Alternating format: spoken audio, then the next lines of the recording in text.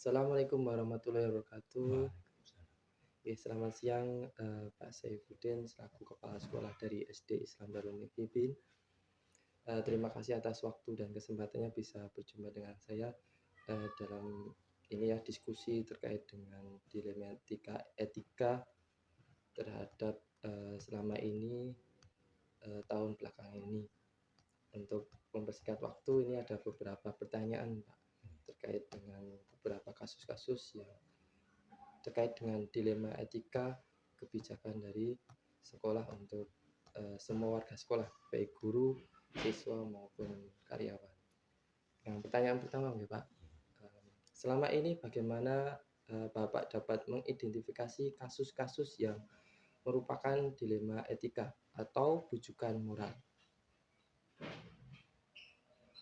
Ya, mungkin dilihat kasusnya kata seperti situasional aja. Tergantung nanti tindak lanjut setelah kita melihat langsung kejadian, kita identifikasi. Setelah itu mungkin perlu pertimbangan dari teman-teman guru ataupun teman yang berkaitan seperti kita ikutkan untuk mengambil keputusan agar tercapai keputusan yang terbaik lah.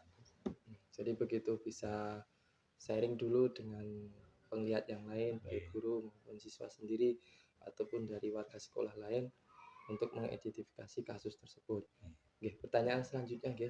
Selama ini bagaimana Bapak menjalankan pengambilan keputusan sebagai kepala sekolah, terutama untuk kasus-kasus di mana ada dua kepentingan yang bersamaan? Gitu. Kalau untuk pertimbangannya mungkin beberapa yang perlu dipertimbangkan. Satu mungkin terkait dengan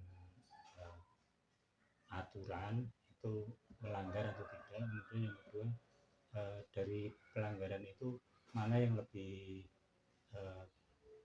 ringan sebenarnya pelanggarannya yang kita ambil, karena memang termasuk dilema dalam situasi yang harus kita ambil keputusan, tapi ada beberapa yang memang mau tidak mau kita harus objektif melihat mana pelanggaran yang tidak terlalu besar. Jadi ketika tadi ada kepentingan yang bersamaan, kita dahulukan tadi yang objektif menurut Bapak untuk nanti peraturan yang bisa ditegaskan. Oke, terima kasih. Untuk pertanyaan selanjutnya yang ketiga nih, langkah-langkah seperti apa yang Bapak lakukan selama ini dalam pengambilan keputusan? Untuk pengambilan keputusan sementara ini saya sendiri seringnya berkoordinasi dengan teman-teman itu terkait dengan yang mungkin kalau saya sendiri bisa kita langsung kita putuskan, kalau tidak bisa maka dengan beberapa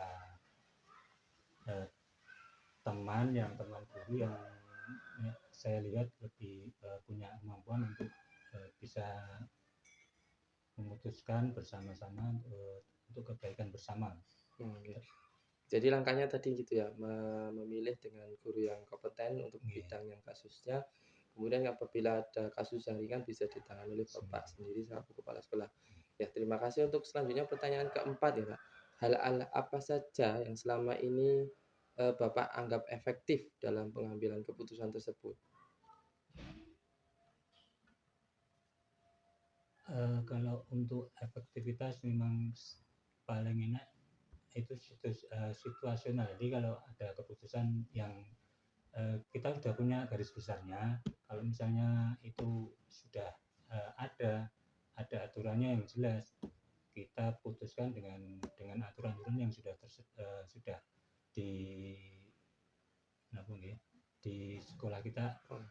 Kemudian kalau belum ada, maka kita harus memang mau tidak mau konsultasi dengan beberapa guru, ataupun kalau sampai tidak bisa ya harus melibatkan dari pihak luar, mungkin dari pengawas ataupun dari kalau di sekolah swasta yayasan. Jadi bisa nanti lebih level tingginya kita bisa konsultasi dengan yayasan dan sampai pengawas nih Pak, Oke. efektifnya tadi. Lanjutnya pertanyaan kelima nih Pak, hal apa saja yang selama ini merupakan tantangan dalam mengambil keputusan tersebut? Tantangan mungkin yang paling besar itu di kesadaran untuk dari semua elemen yang ada di sekolah itu belum semuanya menyadari tentang eh, apa ya,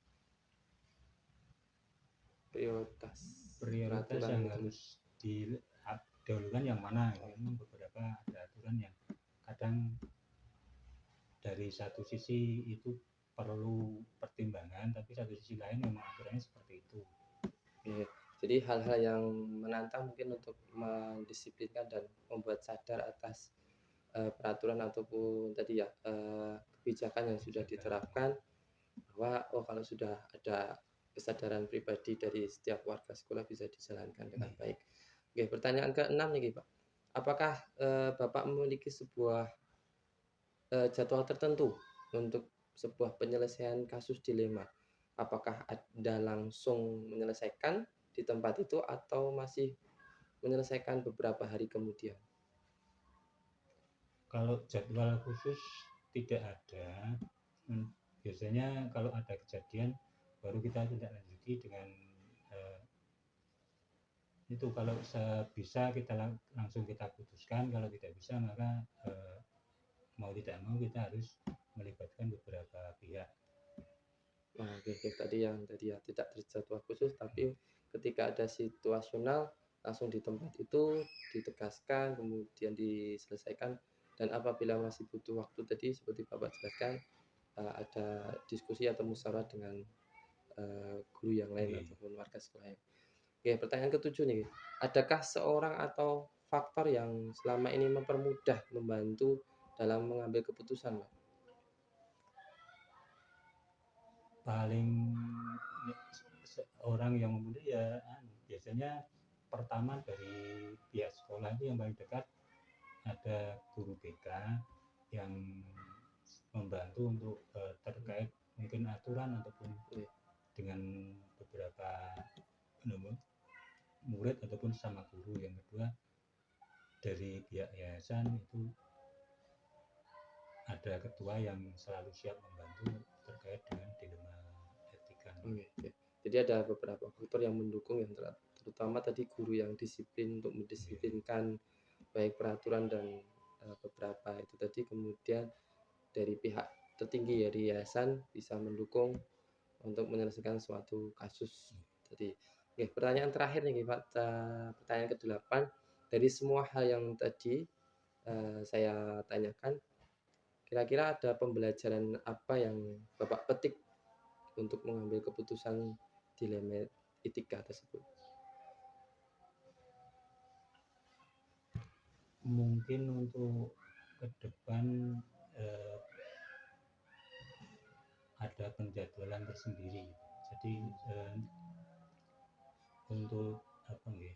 Kalau situasional itu yang kita masalahkan memang kadang spontan. Jadi mungkin kurang efektif kalau tidak ada jadwal yang apa, Rutinitas rutin, atau ada? karena kalau situasional yang ditakutkan itu posisinya kan kadang pas ada kita di sekolah, kadang ada Ya jadwal pas keluar. KPM gitu merepotkan nanti kan.